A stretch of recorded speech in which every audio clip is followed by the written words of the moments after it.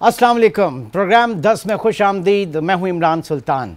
नाज़रीन, मुल्क में इंतखाबात की बाज़गश्त ज़रूर सुनाई दे रही है, लेकिन अब भी ये सवाल अपनी जगह मौजूद है कि क्या वाकई 2023 पाकिस्तान में आम इंतखाबात का, जनरल इलेक्शन का साल साबित होगा या नहीं। बहरहाल इस दौरान तमाम सियासी जमातें जो हैं वो अपनी सफ़बंदी में मसरूफ़ हैं और इंतखाबी दंगल से कबल अपना होमवर्क जो है वो मुकम्मल करना चाह रही हैं। और साथ ही साथ हम भी इसके ऊपर ज़रा फोकस किए हुए हैं कि पाकिस्तान में मुख्तलिफ सियासी जमातें, उनका सियासी सफ़र। आज जिस जमात की हम बात कर रहे हैं, तकरीबन 4 दिहाइयों पर मुहित उनकी सियासी मेहनत, सियासी काविशें, सियासी सफ़र। और इस सफ़र में मुत्तहदा कौमी मूवमेंट MQM की मैं बात कर रहा हूँ, जो तकरीबन 4 दिहाइयों से कराची समेत अंदरून सिंध के जो शहरी इलाके हैं वहाँ बिला शिरकत गैर उसने अपना तसल्लुत कायम रखा। एक वक्त ऐसा था, यकीनी तौर से कहा जाता है कि एक वक्त ऐसा था कि बिला शिरकत गैर MQM ने अपना एक तसल्लुत जो है वो कायम रखा था। पहले ये जमात एक student organization APMSO all Pakistan Mohajir student organization के तौर पर सामने आई और फिर 1984 में प्लेटफॉर्म मिला मुहाजिर कौमी मूवमेंट का मुल्की सियासत में आने का। फिर 1986 में महज 2 साल बाद हमने ये भी देखा कि कराची में नश्तर पार्क में एक कितना बड़ा जलसा करके दिखा दिया, 1 लाख का मजमा जमा करके दिखा, जिसके कि तूफानी बारिश थी जैसी कि आज इस वक्त कराची में बारिश हो रही है, लेकिन 1 लाख का मजमा इस सियासी जमात ने वहां खड़ा करके दिखा दिया। 1987 में म्यूनसिपल इलेक्शन में बाकायदा अपना सिक्का जमा दिया और मेयर कराची उस वक्त मुंतखब हुए पाकिस्तान के कम उम्र तरीन मेयर कराची डॉक्टर फारूक सत्तार। और पूरी उसके बाद एक तारीख है पूरी कराची की खिदमत की, इस शहर की और अंदरून सिंध, हैदराबाद और दीगर इलाकों की खिदमत की। फिर हमने ये भी देखा कि 1988 से लेकर 2013 तक ये सियासी जमात MQM पाकिस्तान के सियासी उफक पर छाई रही और इस दौरान विफाक में बनने वाली तमाम हुकूमतें पहले 9-0 अजीजाबाद पर जाके आशीर्वाद लेती थीं, लेकिन फिर वक्त ने करवट ली और एक वक्त ऐसा भी आया कि पिछले 6 साल से MQM कड़ी आजमाइश से गुजर रही है और ये आजमाइश अंदरूनी और बैरूनी दोनों सतह पर हैं। आज MQM के सफ़र और आगे किस तरीके से MQM अपने आप को देख रही है, हमारे साथ मौजूद हैं डॉक्टर फारूक सत्तार साहब, सीनियर मुत्तहदा कौमी मूवमेंट पाकिस्तान।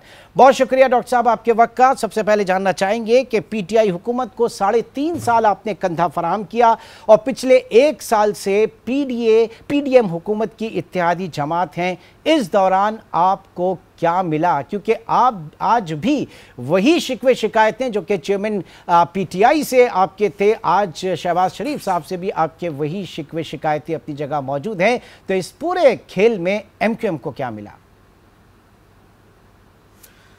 मैं समझता हूं कि MQM के जो संजीदा रहनुमा हैं उन्होंने तो ये ख्वाहिश रखी हमेशा कि MQM को बतौर बहैसियत सियासी जमात और उसके जो सरकर्दा लोग हैं उन्हें कोई ज़ाती मुनाफियत के लिए वो काम नहीं कर रहे हैं, वो एक कॉज, एक मकसद के लिए काम कर रहे हैं। और फिर जिस शहर में हमारा मरकज़ और हमारी बुनियाद रखी गई और जिस तर्ज की हमने सियासत की, जो हमारी तंजीम की हैयत और नौयत है कि एक नौजवानों का, मुतवसत तबके का और सिंध के शहरों से और शहरी इलाकों से ताल्लुक़ रखने वाला पढ़े लिखे लोगों का सियासी अमल, मेरे ख्याल में पाकिस्तान में ऐसा अमल कहीं मौजूद नहीं है। तो ये सिर्फ मेरी और कराची की ज़रूरत और महाजिरों की ज़रूरत पूरा करने के लिए नहीं है, ये अमल तो आज शायद पूरे मुल्क को चाहिए। 70-75 साल के मुख्तलिफ तजुर्बों के बाद जहाँ वडेरे, जागीरदार, सरमायादार बिला शिरकत गैर एक मौरूसी सियासत और पूरे मुल्क के इख्तियार और वसाइल पर जिनका कब्ज़ा रहा है, अब वो चाहे पीपल्स पार्टी बरसर इख्तियार उसकी शक्ल में हो, चाहे वो PMLN बरसर इख्तियार उसकी शक्ल में, या PTI बरसर इख्तियार उसकी शक्ल में, कि स्टेटस को तो पाकिस्तान में कायम रहा। एक मिडिल क्लास को, लोअर मिडिल क्लास को, एक आम आदमी तो कुछ भी नहीं मिला। और हमसे जो आप तवक्को एक्सपेक्ट कर रहे हो, जो सवाल कर रहे हैं, भाई अगर हमारी 25 नशिस्तें थीं तब हमारे पास एक मोबिलाइजेशन ज़्यादा थी। हम कराची में जो है वो एक हड़ताल करने की भी सलाहियत रखते थे, जब हमसे भी गलतियां कम होती थी। जब हमसे गलतियां ज़्यादा होने लगी तो बाय डिफ़ॉल्ट भी हम ज़वाल पजीर हुए, और बाय डिज़ाइन तो 50% से ज़्यादा हमें गिराने की कोशिश इस मुल्क के जो स्टेटस को और एडहॉकिज़म के परवरदा हैं वो तो हमारी काट में लगे ही हुए थे। वो तो चाहते थे कि हमें ख़त्म कर दें, लेकिन अगर हमें ख़त्म कर दिया, हमें गिरा दिया, हम ज़मीं बोस हो भी गए, तो हमारा मुतबादिल कराची को क्या मिला? पीटीआई ने 14 सीटें ली। अगर हम पीटीआई के साथ भी थे तो पीटीआई का बड़ा हिस्सा था कराची से, हमारी 6 से 8 सीटें पीटीआई को दी गई थी, और ये बातें पीटीआई ने भी अंदरूने खाना मानी, क्योंकि उन्हें जिताने वाले हैरान थे और जो जीते थे वो परेशान थे। ये मंजर, और क्या उन्होंने किस तरह अपनी विक्ट्री को सेलिब्रेट किया था 2018 में, और कराची में उनकी हैरानी और परेशानी का आलम आपने देखा था। तो मेरे ख्याल में मुझे इससे ज़्यादा कहना नहीं है। तो ऐसी सूरत हाल में एक रिसीविंग एंड पर जो जमात हो, जाहिर है उसे अगर कुछ नहीं मिला तो मुझे नहीं, पाकिस्तान बनाने वालों की मौजूदा नस्ल को कुछ नहीं मिला, कराची वालों को कुछ नहीं मिला। वो कराची जो चलता है तो पाकिस्तान चलता है, कराची चलता है तो पाकिस्तान पलता है। अगर एक ऐसे शहर को कोई भी कुछ देने के लिए तैयार नहीं है, पीपल्स पार्टी, PMLN और PTI और उनके दरमियान और कौमी क़यादत के दरमियान ये कौमी इत्तफ़ाक़ राय है कि कराची उनकी तरजीहात में कल भी सबसे नीचे था, आज भी सबसे नीचा है, नीचे, और खुदा न खास्ता अगर कल भी सबसे नीचा रहा तो हमारा काम तो यह है कि हम उन्हें कहें कि होश के नाखून लो। कब तक IMF के टेंट में जाते रहोगे? हम 10 IMF के बराबर है कराची। थोड़ा सा कराची में सरमायाकारी करो, पब्लिक सेक्टर इन्वेस्टमेंट करो, इसके इंफ्रास्ट्रक्चर को सही करो, इसका K4 बना दो, इसमें एक कराची सर्कुलर ट्रेन चला दो, इसमें जो घरेलू सनत हैं उसको थोड़ा सा इंसेंटिव दे दो, फिर देखो कराची पाकिस्तान को 22वीं सदी में नहीं 23वीं सदी में ले जाएगा। तो ये हमारा मसला नहीं है, ये कराची का मसला है, ये पाकिस्तान की मईशत की शहरक, मरकज और हब और तरक्की का इंजन है। तो मेरे भाई इमरान सुल्तान, आपका सवाल सही है, लेकिन जो मेरा जवाब है उस पर पूरी पाकिस्तानी कौम को, हर आम और हर खास को, इस्लामाबाद को भी और पिंडी को भी खास तौर पर अब गौर करना चाहिए, सोचना चाहिए। ठीक है डॉक्टर साहब, ये भी कि PDM हुकूमत में जब आप शामिल हो रहे थे तो उस वक्त MQM से मुत्तहदा से किस तरह के, किस नौयत के वादे किए गए थे, किस सतह पर किए गए थे, और आज उनका क्या स्टेटस है? मेरे ख्याल में वो वादे जो अमूमन जब भी पीपल्स पार्टी की हुकूमत में हम गए या वर्किंग रिलेशनशिप, तो कमोबेश वही वादे होते थे। PDM की हुकूमत ने भी वही वादे किए, लेकिन उसकी अमली शक्ल पीपल्स पार्टी के साथ माहिदा करा के मौलाना फजलुर रहमान और शहबाज शरीफ जो है वो उसके ज़ामिन बन गए। लेकिन 1.25 साल में हालात के जबर ने, मईशत के थपेड़ों ने उन्हें भी जो कलाबाजियाँ खाने पे मजबूर किया, तो उन्हें भी आटे दाल का भाव पता चला कि भाई उन्होंने अपने लिए अबैल मुझे मार लाल कपड़ा दिखा दिया, इससे अच्छा वो हुकूमत ना लेते, PTI को 5 साल मुकम्मल करने दे दें। वो खुद संभल नहीं सके तो वो हमें क्या संभालते? कुछ अपने मफादात गिरोही सियासी वो तो उन्होंने ज़रूर पूरे किए, लेकिन हम छोटी जमातों को कौन पूछता है? उनके लिए मसनूई अक्सरियत से हमेशा इख्तदार में आने वाली सिंध में गुज़िश्ता 15 सालों से बिला शिरकत गैर 3 अदवार मुकम्मल करने वाली पीपल्स पार्टी की ज़्यादा अहमियत है, क्योंकि आबादी में हमेशा पीपल्स पार्टी के इन्यूमरेटर और डिप्टी कमिश्नर जैकबाबाद, कश्मीर और लाड़काना की आबादी को 5 साल में 60% इजाफा करते हैं, और कराची की आबादी में सिर्फ 12% इजाफा हो तो फिर हमारी सीटों में भी इजाफा नहीं, नुमाइंदगी में भी नहीं, फिर हमारी तरक्याती तामीराती फंड्स में भी इजाफा नहीं। तो ये सारी वो चीज़ें हैं। सर आप बिल्कुल बजा कह रहे हैं, कराची को पूरा नहीं गिना गया। कराची की हल्का बंदियों पर आपका एतराज़, ये एतराज़ जमात इस्लामी का भी था और सिंध की मरदमशुमारी पर खुद पीपल्स पार्टी को भी एतराज़ था, लेकिन आपने इलेक्शन का बाइकॉट किया। इलेक्शन का नतीजा ये निकला कि जमात इस्लामी जो है उसको स्पेस मिली और पीपल्स पार्टी को स्पेस मिली, इवन कि पीपल्स पार्टी का इस वक्त मेयर कराची में मौजूद है। तो आप नहीं समझते कि MQM ने अपना जो मोर्चा खाली छोड़ा उसकी सियासी कीमत अदा करनी पड़ेगी? सियासी नुकसान हुआ इस वक्त MQM को? मेरी बात सुने इमरान सुल्तान, देखें MQM ने पहले भी बॉयकॉट किया था जब नेमतुल्लाह जीते थे ना, और पूरी आशीर्वाद थी, ब्लेसिंग सदर परवेज़ जनरल मुशर्रफ की, सदर जनरल परवेज़ मुशर्रफ की।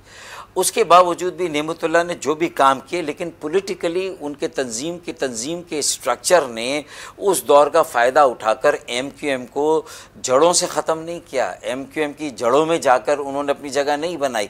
लोअर मिडिल क्लास और मिडिल क्लास आबादियों में उस तरह जाकर उन्होंने अपनी कनेक्टिविटी नहीं कायम की, इसलिए और फिर काम भी उस सतह का नहीं किया जितने फंड्स मिले थे कि मुस्तफ़ा कमाल को और एमक्यूएम को दोबारा आने का मौका मिला। और फिर एमक्यूएम ने जो काम किया उसी आशीर्वाद के साथ, उसी फंड के साथ, तो मेरे ख्याल में उसने कराची को 4 चांद भी लगाए। वो हमारा मेटल, वो हमारा फिनेस, वो हमारी सलाहियतें जो हमने साबित की कि हम डूअर है, हम काम कर सकते हैं। जब मैं भी कम वसाइल, कम इख्तियारात से मेयर बना तो मैंने भी जितना डिलीवर किया था शायद वसीम अख्तर भाई उतना डिलीवर नहीं कर सके, क्योंकि वो बहुत सारे दबाव में शायद काम कर रहे थे। तो जो भी हुआ, लेकिन मेरा कहने का मकसद ये है कि जब हमें मौका मिला, इख्तियार मिला, तो हमने काम किया। और हमें अगर रिप्लेस जमात इस्लामी ने किया भी तो वक्ती तौर पर, और आज भी अगर जमात इस्लामी ये समझती है कि उसकी लॉटरी लग गई, हमने बॉयकॉट किया, तो भाई उनके मेरे हल्के एक हैं। मेरी तरफ से, मेरी बला से भाई आपको मुबारक हो। लेकिन हमें पता था गाँव के सारे चौधरी भी मर जाएंगे, तो पग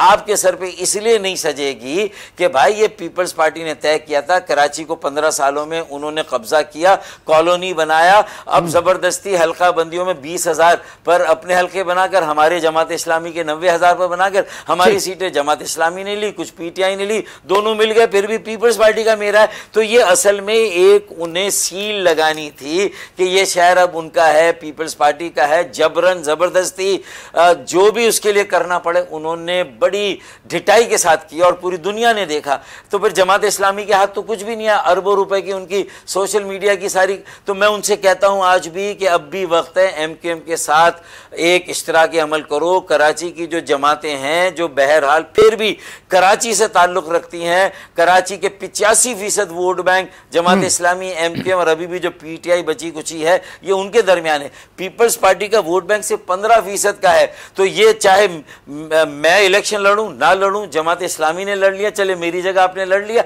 लेकिन अब आपने क्या उखाड़ लिया, आपने क्या तीर मार लिया, इसका मतलब आप भी अकेले काफ़ी नहीं है। तो जब तक जमात इस्लामी हमारे साथ मिलके, मैं हाफिज नईम को कई बार कह चुका हूं, तौहीन अदालत के मुकदमे करें, 140 की पिटीशन जो सुप्रीम कोर्ट में, हम मेरी पिटीशन जो वहां पर थ्रू हुई, हमारे हक में फैसला हुआ, तौहीन अदालत का मुकदमा साथ मिलके करते हैं। अगर सड़कों पर अदालत लगानी तो साथ मिलके करते हैं। अब कोई एक जमात क्लेम नहीं कर सकती कि कराची में उसको कुल्ली हिमायत और सपोर्ट हासिल है यहाँ के वोट बैंक की। यानी आप समझते हैं कि एक नेचुरल अलायंस आप जमात इस्लामी के साथ देख रहे हैं कराची में।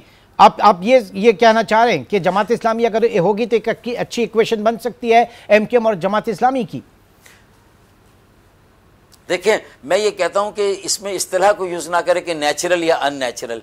बात यह कि जो कराची का दर्द रखते हैं, जो कराची के लिए कुछ कर सकते हैं, जिनकी गवर्नेंस पीपल्स पार्टी से लाख दर्जे बेहतर है, जिनके फोकस या जिनके कराची की मालूमात और गली और मोहल्लों की जो यहाँ ज़रूरतें हैं, जिनको ज़्यादा बेहतर पता है, जिनके पास बहरहाल एक तंजीम है और अवामी ताईद और फॉलोइंग है, अगर वो जमातें मिल, और जिनके यहाँ करप्शन कम है निस्बतन पीपल्स पार्टी के मुकाबले में, तो फिर मैं समझता हूँ कि ऐसी जमातें, उनके दरमियान आज वक्त की अहम तरीन ज़रूरत यह है कि वो एक दूसरे से हाथ मिलाए, एक दूसरे के साथ मिलकर। डॉक्टर साहब, मेरा अगला सवाल आपसे, अब इलेक्शन जो होंगे अगर 2023 में होते हैं तो वो पुरानी मर्दमशुमारी, पुरानी हल्का बंदियों पर ही होंगे, और एमक्यूएम वाजे कह चुकी है कि हम इस तरह के इंतखाबात को कबूल नहीं करेंगे। आप इस्लामाबाद भी गए पिछले दिनों, आपकी वहाँ पे सेंसस जो कमीशन है और इलेक्शन कमीशन में भी मुलाकातें थी, क्या रहा ये जानूंगा। एक छोटे से ब्रेक के बाद दोबारा मिलते हैं।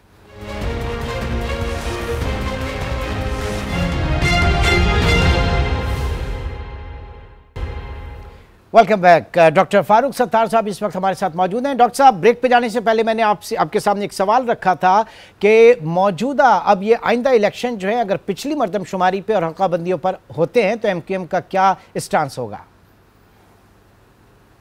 मैं इस अगर मगर और स्पेकुलेशन में नहीं जाऊंगा इमरान सुल्तान, क्योंकि वज़ीर आज़म ने मैं जब साथ था डेलीगेशन के, हम मिले, इस्लामाबाद में, तो उन्होंने कहा यकीन दानी कि भाई आपके साथ हम एक आर्जी ताल्लुक़ नहीं रखना चाहते, आप हमारे नेचुरल एलाई हैं, और कराची में PMLN की कोई बहुत ज़्यादा मजबूत बेस भी नहीं है, तो हम आपको अपना एक ऐसा पार्टनर समझते हैं जो PMLN के लार्जर एजेंडे में भी, मंशूर में भी फिट होता है। तो हम आपको फैसिलिटेट करना चाहते हैं हर लिहाज से, और आपके साथ चलना चाहते हैं, लिहाजा हर फैसला आपकी मशावरत से होगा, और आप हमारे अहम इत्तेहादी हैं। अब वो कोई फैसला नहीं हुआ पुरानी मरदूमशुमारी पे इलेक्शन कराने का, नंबर 1। नंबर 2, जो बेज़ाब्तगियाँ हुई कराची में वोटर लिस्टों में, और बड़ी मतलब है कि खामोशी के साथ बाला ही बाला किसी को ख़बर किए बग़ैर प्रोविंशियल इलेक्शन कमिश्नर ने जियाला बनकर, पीपल्स पार्टी का कारकुन बनकर 30% कराची के वोट अपने आर्जी और मुस्तकिल पतों से किसी और पते पर कराची में या कराची से बाहर फेंक दिए। अल्हम्दुलिल्लाह नादरा के पास एक ऐसी कमांड है कि सेक्शन 27 जो इलेक्शन कानून का है उसके तहत वो वापस आर्जी या मुस्तकिल पते पर वोटर को ला सकते हैं। तो अल्हम्दुलिल्लाह ये मसला हमारा उन्होंने तस्लीम भी किया कि है, और हमने 110 केसेस भी दिए, वो मसला हल होगा बेज़ाब्ते के वाला इंशाअल्लाह। तीसरा मसला केयर टेकर हुकूमत में हमारी मशावरत, तो मरकज़ में इंशाअल्लाह उम्मीद है, सूबे में भी पीपल्स पार्टी को वो होश के नाखून देंगे कि भाई राना अंसार बाजी को अपोजिशन लीडर मान के जो 35 वोट अब हमारे पास हो गए GDA की सपोर्ट के बाद, तो कम से कम वहाँ जो है वो मशावरत के साथ एक अच्छा वज़ीर आला लाएं, GDA की सपोर्ट मिल गई है, GDA की सपोर्ट फाइनल हो गई है सर, ये भी बताइएगा, GDA की सपोर्ट मिल गई है आपको? जी हो गई है। हम गुज़िश्ता जी बिल्कुल हो गए। गुज़िश्ता रोज़ कामरान टिसूरी भाई, मैं, इज़हारुल हसन भाई और राना अंसार बाजी गए थे, और वहाँ हमारी बहुत कामयाब मज़ाकरात बातचीत हुई और उन्होंने हामी भरी है। अब कल दोपहर को उनसे फिर एक और निश्चित मुलाकात है, और मेरे ख्याल में उसमें बिल्कुल सारी चीज़ें तय हो जाएंगी इंशाअल्लाह। अच्छा, आगे बढ़ते हैं और सूरत हाल यह है कि 19 अगस्त 2016 के बाद से जो MQM के ऊपर एक आफत नाजिल हुई, MQM मुख्तलिफ धड़ों में बटी। एक PIB, आप भी नाराज़ थे, फिर मुस्तफ़ा कमाल साहब, वो तो पहले ही से एक PSP बना चुके थे, बहादराबाद ग्रुप अलग था, फिर उसके बाद कामरान टिसूरी साहब गवर्नर सिंध जो हैं उस पार्टी को मुत्तहिद किया या उनके ज़रिए मुत्तहिद करवाया गया। तो अब आप मुत्तहिद तो हो गए, लेकिन आपका वोटर जो है वो स्टिल बड़ी कन्फ्यूजन का शिकार है। ये बताइए कि ये जो इस वक्त मुत्तहिद हुए हैं या किए गए हैं, ये MQM की डिमांड थी, MQM की मजबूरी थी, या जो मुक़्तदर हल्के हैं ये उनकी फरमाइश थी, या फिर कट्टुसाइज करके MQM को वो आगे बढ़ाना चाहते हैं? है क्या डॉक्टर साहब ये मामला?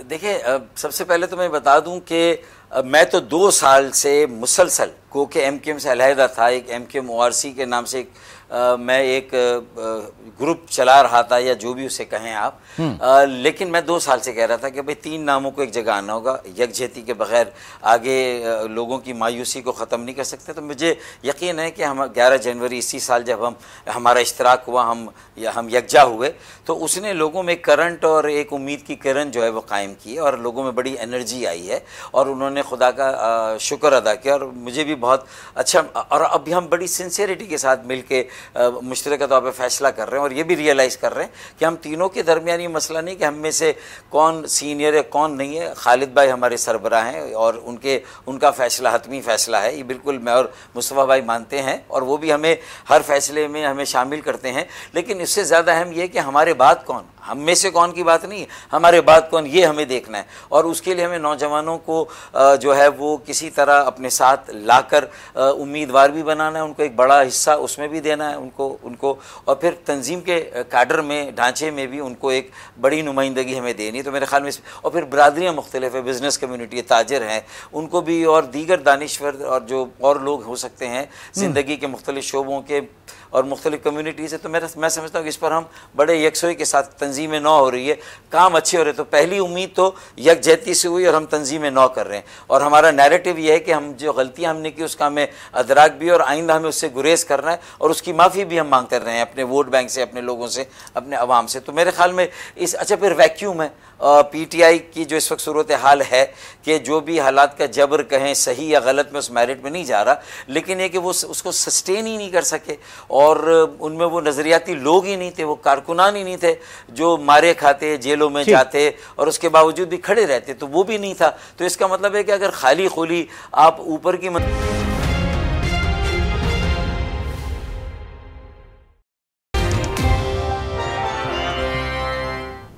खबर दें आपको, ज़राए का कहना है कि इलेक्शन एक्ट 2017 में तरमीम पर गौर किया जा रहा है। शिक 230 में तरमीम के लिए कानूनी माहिरीन की मुशावरत की जा रही है। निगरान वज़ीर आज़म को मज़ीद बाख्तियार बनाने की तजवीज़ ज़ेर गौर है। ये तरमीम कर ली गई है कि तो निगरान वज़ीर आज़म को अहम मामलात पर फैसला साजी का इख्तियार मिल जाएगा। मज़ीद बात कर लेते हैं आज न्यूज़ के नुमाइंदे तारिक चौधरी से। तारिक सर, अपडेट कीजिएगा। जी, इस वक्त मुख्तलिफ तजावीज़ हुकूमती हल्कों में ज़ेर गौर है, जिसमें सबसे अहम तजवीज़ ये है कि निगरान वज़ीर आज़म जो कि 3 माह या 90 दिन के लिए आता है, उसको मज़ीद इख्तियार दिया जाए कि चूँकि सेक्शन 230 वो पाबंद करता है कि निगरान वज़ीर आज़म जो है वो सिर्फ डे टू डे मामलात पर फैसला कर सकते हैं।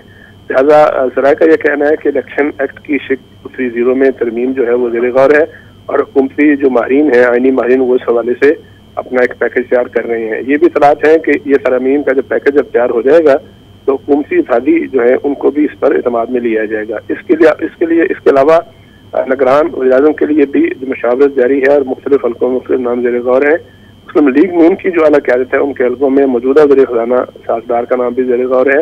और लेकिन ताहम ये इत्तला है कि पीपल्स पार्टी और दीगर सारी जमातों को अभी इस मामले पर एतमाद में नहीं लिया गया। इसके अलावा निगरान वज़ीर आज़म के लिए कई दीगर सीनियर रहनुमा, जिनमें पंजाब के फॉर्मर गवर्नर जो है मखदूम अहमद महमूद, उनका नाम भी ज़ेर गौर है। ताहम हतमी फैसला जो है वो हुकूमती जमातों की जो सारी जमातों की रहनुमा इजलास है, उसमें इस बात का फैसला होगा। इलेक्शन एक्ट 2017 में तरमीम ज़ेर गौर, यहाँ हमें अपडेट करते ब्यूरो चीफ तारिक चौधरी, बहुत शुक्रिया आपका।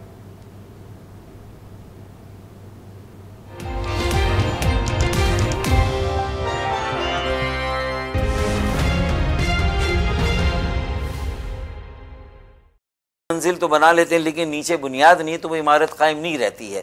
तो वही हुआ, एक हवा का झोंका आया। वो कहते हैं ना कि हवा के दोष पर रखे हुए चिराग हैं हम, जो बुझ गए तो हवा से शिकायत है कैसी। तो ये पीटीआई की सूरत है। अच्छा, ये वोट बैंक की, डॉक्टर साहब आप वोट बैंक की बात कर रहे हैं, आप वोट बैंक की बात कर रहे हैं। वोट बैंक जो है वो एमकेएम का भी तब्दील, वो यूथ की आप बात कर रहे हैं। 20-25 साल का आज का जो नौजवान है, उसने एमकेएम का वो बामे उरूज, वो तर्ज सियासत नहीं देखी। वो पिछले 5-6 साल से इस मुनक़सिम शुदा या ये जो एक आजमाइश के अंदर घिरी हुई एमकेएम को देख रहा है, जो कि डिलीवर नहीं कर पा रही फॉर एनी रीजन। बात यह है कि मुतबादिल की आपने बात की, उन्होंने भी देखा, पीटीआई को एक हद तक मुतबादिल देखने की कोशिश की, लेकिन उसने भी डिलीवर नहीं किया। तो ये कंफ्यूजन अभी भी बरकरार है एमकेएम के वोटर या कराची के नौजवानों के लिए। इस पे क्या कहेंगे डॉक्टर साहब? इमरान, आप ज़रा सा गौर करें, कराची के पॉलिटिकल लैंडस्केप को देखें ना, इस बल्दियाती इंतखाबात से कितने फ़ीसद वोट पीपल्स पार्टी को पड़े हैं। इतना एड़ी चोटी का जोर लगाने के बाद 6%, 7% वोट, 8%, इससे ज़्यादा वोट थोड़ी मिले कराची के उन्हें। और उसमें कितने वोट तो उन्होंने भुगताए हैं, आप मेरी बात समझ रहे होंगे। फिर जमात इस्लामी को कितने मिले? 5%, 6%, 7%, उन्हें भी इतने 2-2.5% पीटीआई को मिले। 15% से तो ज़्यादा वोट डले नहीं ना भाई। तो इसका मतलब है हम इन सब के तीनों के वोट मिलाकर 2015 में जब हमने अक्सरियत हासिल की थी बल्दियाती इंतखाबात में, तो इनसे ज़्यादा वोट 12 लाख 13 लाख वोट हमारे थे। इनके तो सबके मिलाकर भी 10-11 लाख वोट नहीं होते। लेकिन तो डॉक्टर साहब, आप तो ऑन रिकॉर्ड ये बात एक जलसे में कह चुके हैं कि हमें मौका नहीं मिला डिलीवर करने का, लेकिन पीपल्स पार्टी जो है वो बल्दियाती इलेक्शन में आगे बढ़ जाएगी। ये तो ऑन रिकॉर्ड आपने एक जलसे में कहा है। नहीं, हमें मौका बेईमानी का नहीं मिला, हम बेईमानी करते नहीं हैं। हमें जो है वो हल्का बंदियों में इंसाफ नहीं मिला, तो ये मौका हमें नहीं मिला ना। अच्छा। और फिर जाहिर हम डिलीवर नहीं कर सकते। वसीम अख्तर भाई के ज़माने में तो वो सिर्फ उसमें हमें 1 साल पहले उसूलन हमें खैरबाद कह देना था बल्दियाती इदारों को, जो हमारी गलती है, मैं मानता हूँ कम से कम। तो वो 4 साल तक रहे और सारा हमने मलबा अपने ऊपर लिया। ये नहीं होना चाहिए था। खैरात नहीं थे, वसाइल नहीं थे, कुछ भी नहीं था, तो फिर हमें वहाँ रहना नहीं चाहिए था। तो ये गलती तो है, मैं मानता हूँ इस बात को। लेकिन आइंदा देखें हमारा नैरेटिव क्या है कि हम इंशाअल्लाह फिर ऐसी पोजीशन में आएंगे, वो अपनी जो इज्जत नफ्स को भी बहाल करेंगे और अपनी वो पोजीशन भी वापस लेंगे जिससे कि हम एक फैसला कौन पोजीशन में आए बड़ी जमातों के दरमियान। लेकिन अब हमारा नैरेटिव ये नहीं कि हमें वजारतें लेनी वफाक में। अब हमें एक आइनी और सियासी इस्लाहात का हम एक पैकेज तैयार कर रहे हैं। फिर अपने मंशूर में वो बुनियादी चीज़ें जो कराची के, हैदराबाद के अवाम की ज़रूरत है, इंफ्रास्ट्रक्चर में पानी है, निकासी आब है, कचरा उठाने का निज़ाम है, जो कराची के मसाइल है, जो कराची के मसाइल हैं वही आपके मंशूर का भी हिस्सा होंगे। और नौजवान, हम इस पर बात करेंगे जी, लापता लोग साथियों की बाजियाबी और ये सारी चीजें उसमें शामिल हैं, लेकिन वजारतों में जाना और एक पूरी जिम्मेदारी ले लेना और उसके बाद कोई डिलीवर नहीं करना उस तरह से, तो ये सारी बातें हमारी रियलाइजेशन पहले से बहुत ज्यादा है। अब डॉक्टर साहब ये भी बताइए कि एमक्यूएम पाकिस्तान के लिए एमक्यूएम लंदन जो है वो कितना बड़ा समझ लें कि डरावना ख्वाब है, एक चैलेंज है। वो इलेक्शन से पहले बड़ा मुताल्लिक होता है और उसके बाद हमने देखा कि वो जब वहाँ से कॉल आ जाती है बाइकॉट की तो वोटर आपका बाहर नहीं निकलता। ये चीज़ 2018 के इलेक्शन में देखी गई और नतीजा ये रहा कि जनाब टर्नओवर काफ़ी कम रहा और उसका अल्टीमेट बेनिफिशियरी जो है वो पाकिस्तान तहरीक-ए-इंसाफ रही। क्या अभी भी अगर ऐसा होता है तो इसका फ़ायदा पीपल्स पार्टी को होगा या नहीं होगा? क्योंकि आपकी हर हार जो है वो लंदन ग्रुप की जीत होती है और इस वक्त चूंकि ये भी कहा जा रहा है कि जियाला वजीर आजम होगा बिलावल भुट्टो के लिए, पंजाब में उनके पास ऐसी पोजीशन में नहीं है, लेकिन सिंध के अंदर, कराची के अंदर वो पेनिट्रेट कर रहे हैं। तो ये इस डायमेंशन को किस तरह से देख रहे हैं डॉक्टर साहब? मैं बड़े वसूख के साथ आपको ये बात बताना चाहता हूं कि पीपल्स पार्टी का वोट बैंक महदूद है, 15% है कराची में। वो एड़ी चोटी का जोर लगा रहे, उसी 15% में अगर हल्का बंदियां सूबाई और कौमी में भी गड़बड़ करेंगे जो उन्होंने की ना हमारे वोटर्स को बाहर फेंक कर, तो अपना एक मामूली वोट बैंक भी हुआ। जिला वस्ती, जिला गरबी के कुछ इलाकों, जिला कोरंगी, ये दो बड़े एमक्यूएम के जो है ना वो तारीखी जो है वो गढ़ हैं, जिला वस्ती और जिला कोरंगी। फिर जिला शर्की के अच्छे खासे इलाके हैं, फिर इसी तरीके से जिला गरबी का खास तौर पर औरंगी टाउन और बल्दिया टाउन का एक बड़ा हिस्सा। तो बाकी ठीक है, पीपल्स पार्टी का वोट बैंक और इलाकों में सकता है और यही हम जमात इस्लामी के साथ कॉम्पीट करते हैं, लेकिन जमात इस्लामी की भी बेस इतनी वसी नहीं है, उसकी जड़ें भी इतनी लेकिन डॉक्टर साहब अगर एमक्यूएम का वोटर बाहर नहीं निकलती हवाले से तो फिर यही चीजें जो है वो काउंट नहीं होंगी, वो तो लेस नंबर के ऊपर भी आगे निकल सकते हैं। बात ये मैं आता हूं, देखें एमक्यूएम लंदन का जो हवा है मैं उसको आज क्लियर कर दूं कि देखें उनका एजेंडा तो सिर्फ ये है कि ना खेलेंगे ना खेलने देंगे। तो अगर इससे वो समझते हैं कि उनकी कौम या जो जिसके लिए ये जमात बनाई गई थी, पाकिस्तान बनाने वालों की मौजूदा नस्ल सर उठा के चले, सर उठा के जिए, अगर ये बॉयकॉट करके और ना खेलेंगे ना खेलने देंगे तो मेरे ख्याल में अगर ये इस तरह खिदमत हो रही है कराची की, हैदराबाद की, सक्कर, मीरपुर खास, नवाबशाह और वहाँ रहने वाले महाजरों, उर्दू बोलने वालों, दीगर ज़बानें जो महाजरों की क्या और मजलूमों की, जो मजलूमों का भी नारा था ना, तो वो खुद फैसला करें कि इस बॉयकॉट से फ़ायदा हो रहा है, नुकसान हो रहा है। अब उनको भी सोचना चाहिए, मैं ये लंदन वालों को भी और मुझे, खालिद भाई को, मुस्तफ़ा को, अब ये वक्त हमारे साथ नहीं, हम सबकी उम्रें जो है ना वो 55+, हम बहुत तेज़ी से आगे चले गए हैं। अब हमें ज़रूरत इस बात की कि हम सबके बाद कौन है, चले मुझे हटा दें, खालिद मकबूल भाई को हटा दें, मुस्तफ़ा भाई को भी हटा दें, सोचना उन्हें भी होगा हमें भी कि हमारे बाद कौन आ रहा है, कोई नई क़यादत है, नई लीडरशिप है, सिर्फ ये हमारे दरमियान इजारादारी हो कि हम अपनी उसके लिए करें। तो सोचना ये है कि क्या कराची को हमने कुछ दे दिया इन लड़ाइयों से? अब ये सोचना होगा कि अगर अपनी इज्जत को बचाना है, अपनी अजमत को बचाना है, इस एमक्यूएम को बचाना है, तो इस इलेक्शन में सबको अपनी संजीदगी से जिम्मेदारियां पूरी करनी होगी। ठीक है, डॉक्टर फारूक सत्तार साहब इस वक्त हमारे साथ मौजूद। ब्रेक की कॉल है, ब्रेक के बाद दोबारा हाजिर होते हैं।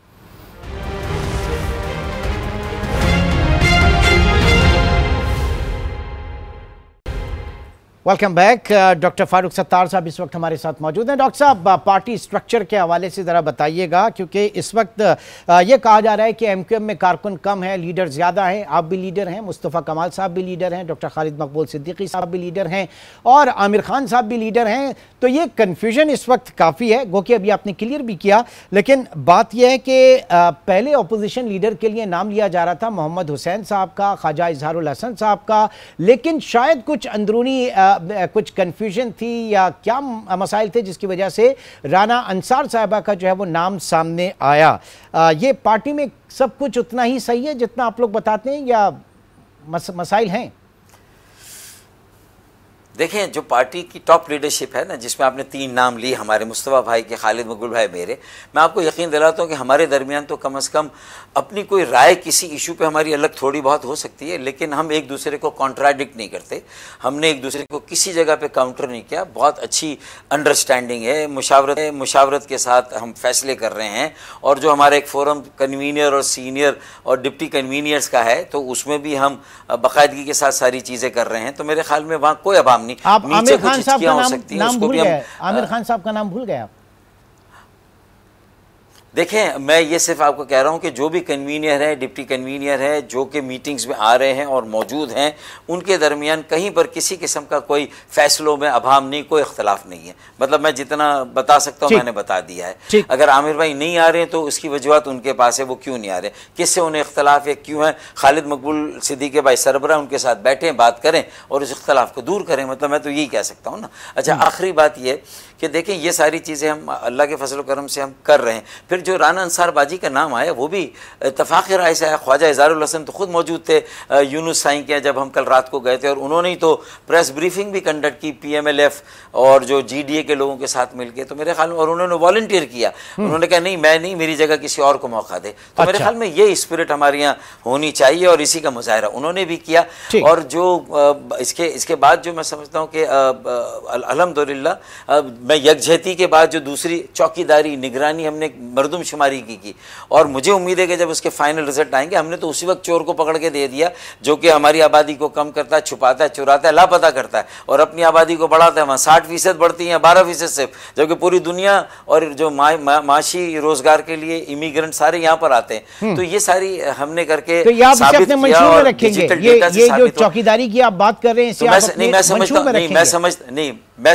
मैं समझता हूँ कि इंशाल्लाह जो नतीजा आएगा, और अल्लाह करे कि अगले इंतखाबात नई मरदमशुमारी पे और नई हल्का बंदियाँ हो, क्योंकि ये आईनी ज़रूरत है, क्योंकि डिजिटल डेटा से मरदमशुमारी के एक प्रोविजनल रिजल्ट आ गए हैं। अगर 90 दिन में इलेक्शन कराने, 90 दिन वो ले लें, 15 से 30 दिन और ले लें, तो अगर 90 की जगह 105 दिनों में, मैंने सेक्रेटरी इलेक्शन कमीशन से बात की तो उन्होंने कहा कि हम 4 माह में नई हल्का बंदियाँ कर सकते हैं। तो 90 दिन हो जाएंगे, निगरान हुकूमत के 15 दिन और ले लें, तो 105 दिन में अगर मौका दिया जाए तो हल्का बंदियां हो सकती है।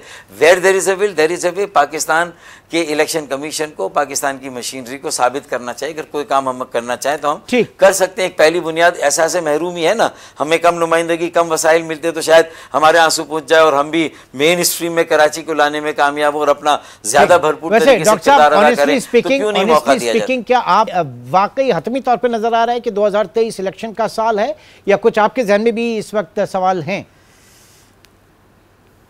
मैं तो समझता हूँ कि इंतखाबात सर पर हैं, इंतखाबात की आमद है। आइन का तकाजा है कि जब एक हुकूमत जाएगी, निगराएगी और उसके बाद इलेक्शन होंगे। तो मुझे इसमें मैं मुबस्सिर और तज़किया निगार नहीं हूँ, मैं तो एक कारकुन हूँ। तो मेरा तो कॉन्विक्शन है कि इंतखाबात होने चाहिए, और उसमें सिर्फ ताख़ीर अगर होगी तो 15 दिन की होगी, वो हल्का बंदियों की वजह से। अगर अभी से तय हो, ये रिज़ल्ट 30 जुलाई को आ जाता है और 8 अगस्त तक या 6 अगस्त तक हुकूमत जाती है, तो मेरे ख्याल में आराम से हमारे पास 90 दिन वो और 15 दिन और 3.5 माह में हल्का बंदियाँ हो सकती है। तो मुझे बताइए, बहुत शुक्रिया। Doctor Farooq Sattar, senior deputy convener Muttahida Qaumi movement, हमारे साथ मौजूद थे। और आइंदा आने वाले इंतखाबात, क्या एक पॉलिटिकल लैंडस्केप इस वक्त पूरे मुल्क का बनेगा, उसमें MQM अपने लिए क्या स्पेस निकाल पाएगी, और कराची समेत सिंध के दीगर शहरों, बल्कि अब तो पंजाब में भी बात की जा रही है कि वहाँ से भी कॉन्टेस्ट करेंगे। सूरत हाल कहाँ जाके खड़ी होती है, आने वाला वक्त बेहतर मुनसफ़ी का बेहतर जो है वो वक्त ही बताएगा। इंशाल्लाह आपसे फिर मुलाकात होगी। अपना बहुत ख्याल रखिएगा। अल्लाह हाफ़िज़।